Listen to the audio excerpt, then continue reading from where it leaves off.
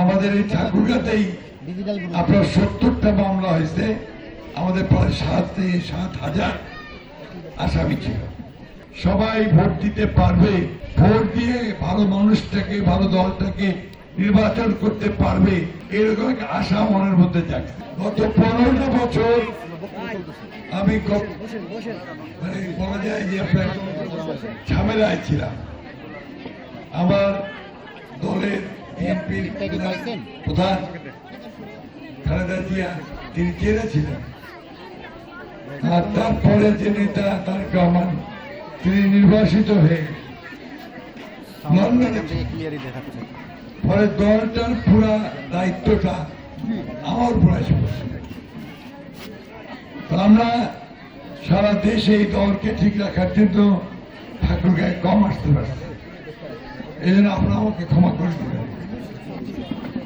প্রিয় বন্ধুরা, মা ও বোনেরা, আমরা রাজনীতি করি দেশের মানুষের কল্যাণে। যে এলাকাটা উন্নত না সেটাকে উন্নত করার জন্য, যেখানে রাস্তাঘাট নেই রাস্তাঘাট করার জন্য, স্কুল কলেজ নেই স্কুল কলেজ করার জন্য, হাসপাতাল করার জন্য, আর শান্তিতে থাকার, তাই না? তো বিগত সময়গুলোতে আমরা খুব শান্তিতে ছিলাম। আমাদেরকে প্রায় জেলে যেতে হয়েছে। আমাদের এই ঠাকুরগাতেই আপনার 70টা মামলা হয়েছে। আমাদের প্রায় 7,000 আসামি ছিল।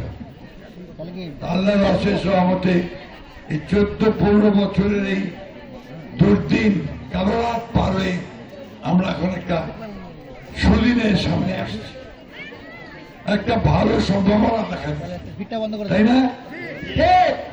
যেমন আপনার ধানের ক্ষেতে ধানটা পাকার আগে যখন সবুজ হয়, পাকতে থাকে, তখন মনটা কৃষক ভাইদের খুব ভালো হয় না? ভালো ফসল হবে এবার।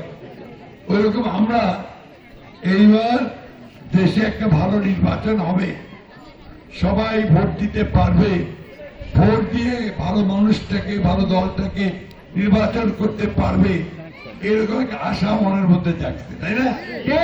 আপনারা সবাই কিন্তু চান এবার আমরা ভোট দিব।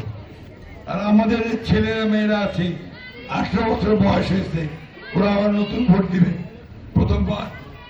এর আগে অনেকে আছে ভোট দিতে পারে নাই, বয়স হয়েছিল কিন্তু ভোট দিতে পারে, ভোটার হয়েছিল ভোট দিতে পারেনি। ওই আগরাই তো সব লেগে গেছে, ভোটটা আগরে হয়ে গেছে, তাই না? এইবার সুযোগ আসছে, আমরা ঠিক মতো ভোটটা দিতে পারবো।